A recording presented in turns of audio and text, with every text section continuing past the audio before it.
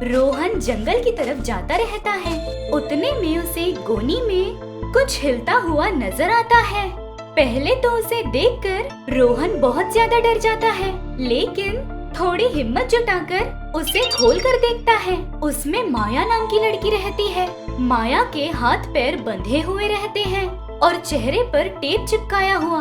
उसे देखकर रोहन बहुत घबराते हुए उसके हाथ खोलता है, मुंह पर से टेप भी हटाता है।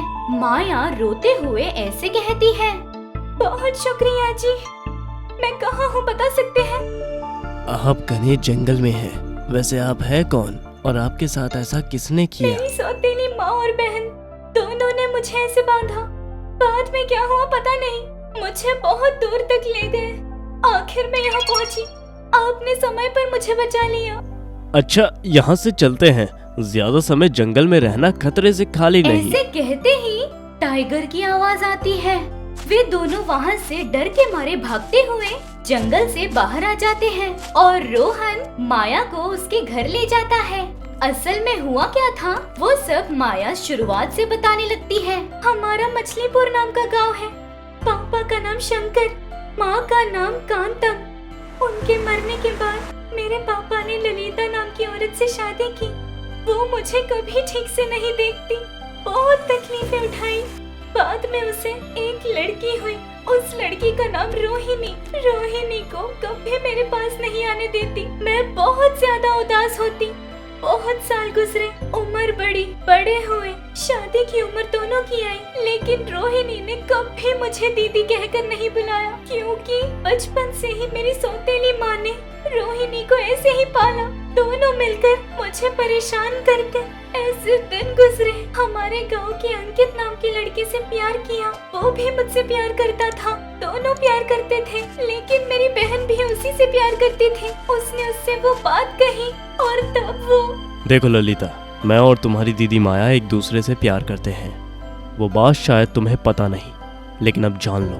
तुम मुझे बहुत पसंद हो, तुम्हारे बिना मैं मर जाऊंगी, ऐसे रोते हुए कहा। उस पर अंकित बिल्कुल नहीं माना। बहुत गुस्से से घर आकर दरवाजा बंद किया उसने। मैं मर रही हूँ कहकर फांसी लेने की कोशिश की।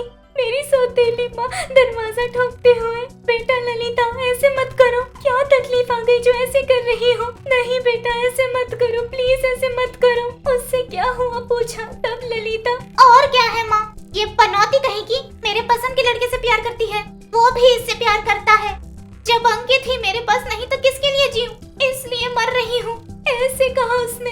सारी बातें मैं सुन रही थी, क्या करना है समझ नहीं आया। तब मैंने ही उससे कहा, प्लीज ललिता ऐसे मत करो। मेरी सौतेली माँ ने, ए लड़की ये सब तेरी वजह से ही हुआ है कहकर मारना शुरू कर दिया। नहीं मासी मुझे मत मारो, ऐसे कितनी मिन्नतें की मैंने उनके सामने। तब मेरी सौतेली माँ, ललिता तुम बाहर आओ, ऐसे मार डालूंगी, ऐसे कोई बीच में नहीं आएगा, ऐसे कहा। अंकित से आराम से शादी कर लेना कहा। वो बात सुनते ही ललिता बाहर आई। दोनों ने मुझे मार डालने के लिए बहुत जोर जोर से मारना शुरू किया। नहीं मासी मुझे कुछ मत करो, मुझे मत मारो, ऐसे कितना कहा। पैरों पर भी गिरी। तब ललिता ने ऐसे कहा, माँ इसे मार डालेंगे तो पुलिस केस, ऐसे बहुत लफड़े होंगे। ये सब नहीं, इसे गोनी में बांधकर कहीं दूर फेंक देंगे तो हो जाएगा। तब अंकित को तुम्हें धोखा देकर वो किसी और के साथ भागकर चली गई है, ऐसे झूठ कह सकते हैं। बाद में अंकित मेरा हो जाएगा, ऐसे ललिता ने कहा। वो बात सुनने के बाद नहीं कहकर वहाँ से बहुत भागने की कोशिश की, लेकिन वे मुझे पकड़कर हाथ पैर बांधकर मुंह में प्लास्टर डालकर एक गोनी में बांध दिया। बाद में क्या हुआ पता नहीं, मुझे बहुत दूर ले गए, बस इतना पता था।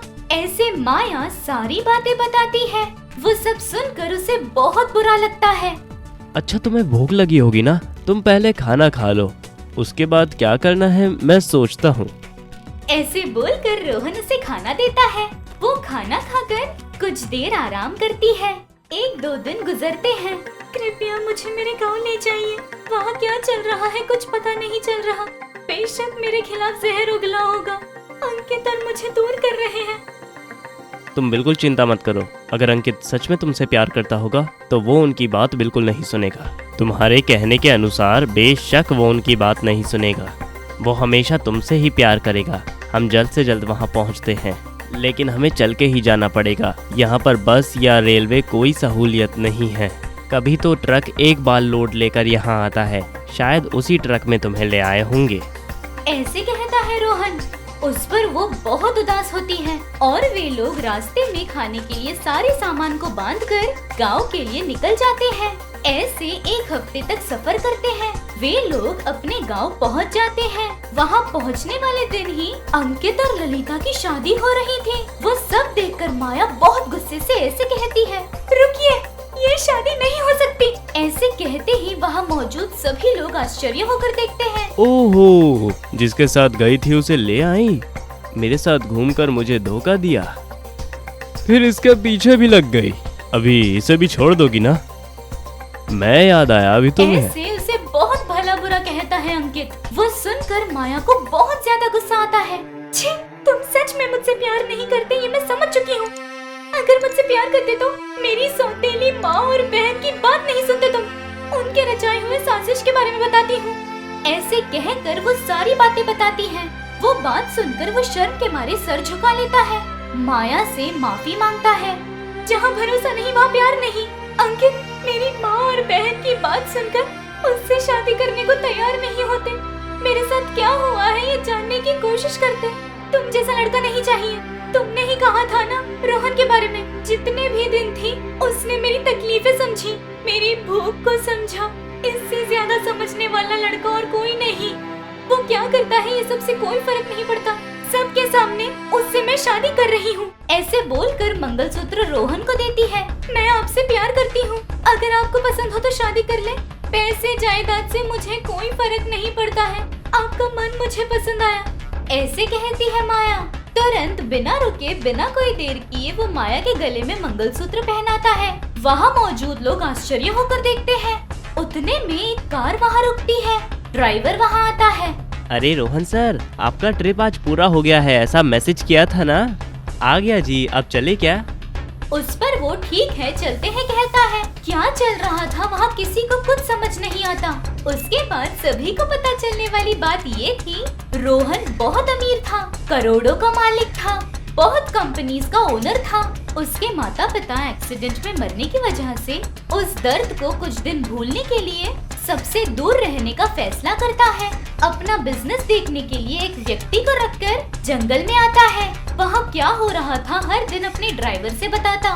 उसके बाद उसकी जिंदगी में माया का आना, उससे शादी होना सब होता है। तकलीफें झेलने वाली माया की जिंदगी बदल जाती है। अब माया एक अमीर औरत थी।